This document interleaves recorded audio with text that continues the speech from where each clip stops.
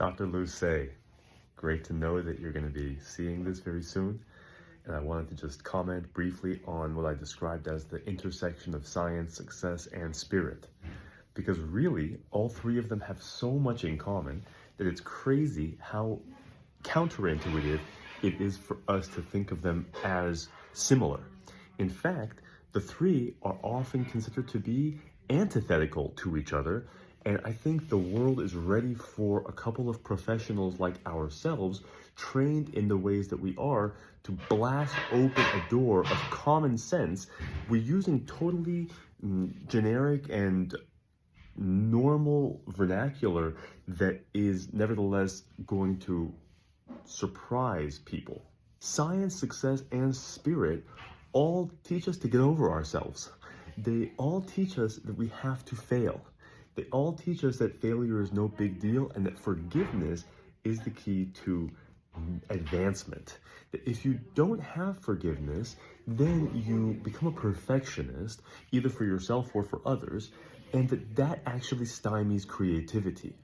What we have is that for the pursuit of success, advancement, or progress, the spirit of science is uniquely suited because it is a democratic endeavor where every person can participate in the game of experimentation and deviation from status quos, where science forgives the past and it trusts the future. That is, science takes the past as unchangeable and says, it is what it is, right? The present moment is right now the result of all the past.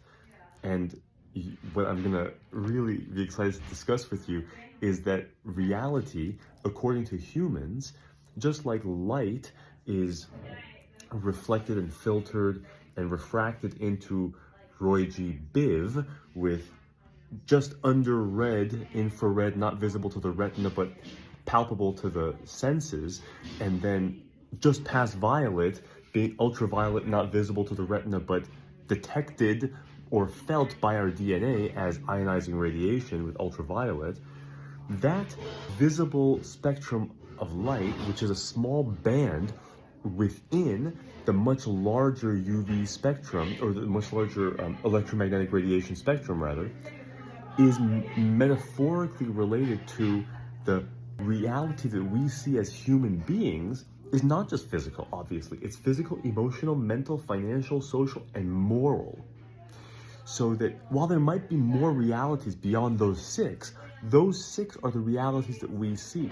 So when science looks at the present moment and says the past created or converges upon the present moment and expands into the future, so the present moment is like a triangulation point where you have the cone of the past and you have the cone of the future.